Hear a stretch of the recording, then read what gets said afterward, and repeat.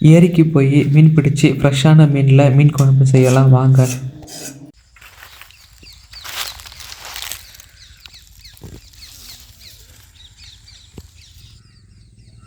நாங்கள் மட்டும் மீன் பிடிக்கலங்க, எங்கள் ஊரில் இருக்கிற நிறைய பேர் இன்றைக்கி மீன் பிடிக்க வந்திருக்காங்க. படத்தில் என்னங்க காமெடி, இங்கே பண்ணுறாங்க பாருங்கள் காமெடி. என்னுடைய பக்கத்துலேயே வந்து மீன் மேயுதுங்க, ஆனால் தூண்டில் மாட்ட மாட்டேங்குது. வரட்டா மாமேன்னு சொல்லிட்டு போயிட்டே இருக்குங்க. கண்டிப்பாக நீங்கள் இந்த மாதிரி மீன் பிடிச்சிருப்பீங்க, இல்லை இந்த மாதிரி போய் பிடிக்கணும்னு ஆசைப்பட்டிருப்பீங்க.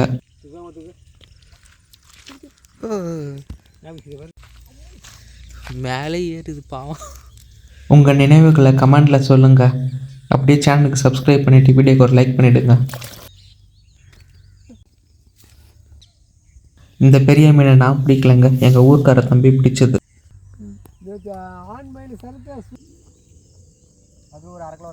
பிடிச்ச மீன் எல்லாத்தையும் சீர் பண்ணி அலசி வச்சாச்சுங்க. அடுப்பை பற்ற வச்சு கடாயை வச்சுக்கலாம். தேவையான பொருட்கள்லாம் பார்த்துடுவோங்க.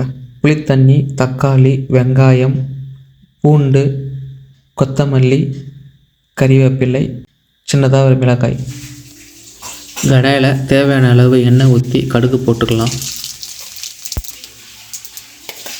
கடுகு நல்லா பொரிஞ்சதும் உரிச்சு வச்சு பூண்டு சேர்த்துக்கலாம். இப்போ நறுக்கி வச்ச வெங்காயத்தை சேர்த்துக்கலாம். இப்போ கறிவேப்பிலையும் சின்ன துண்டு மிளகாயும் சேர்த்துக்கலாம். மஞ்சத்தூள் தேவையான அளவு சேர்த்துட்டு நல்லா கலரி விட்டுக்கலாம். பெருங்காயம் கொஞ்சம் சேர்த்துக்கலாம். அப்புறம் இஞ்சி பூண்டு விழுது கொஞ்சமாக சேர்த்துக்கலாம். வெங்காயம் நல்லா வதக்கிடுச்சு. இப்போ நம்ம நறுக்கி வச்ச தக்காளி சேர்த்து நல்லா கலரி விட்டுக்கலாம்.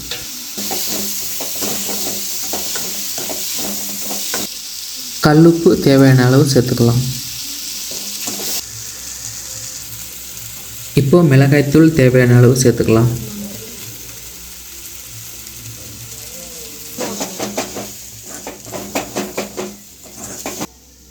இப்போது ஏற்கனவே கரைச்சி வச்சுருந்த புளி தண்ணியை சேர்த்துக்கலாம்.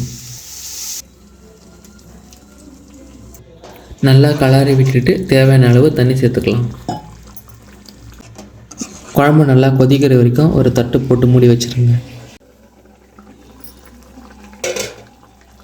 இப்போ நறுக்கி வச்ச கொத்தமல்லி சேர்த்துக்கலாம். இப்போ சீர் பண்ணி வச்ச மீனை ஒன்று ஒன்றா சேர்த்துக்கலாங்க.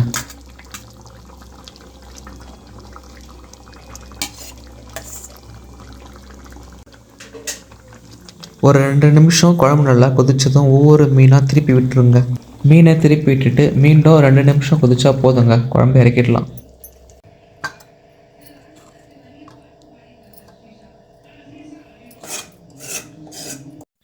அவ்வளவுதாங்க, மீன் குழம்பு தயார்.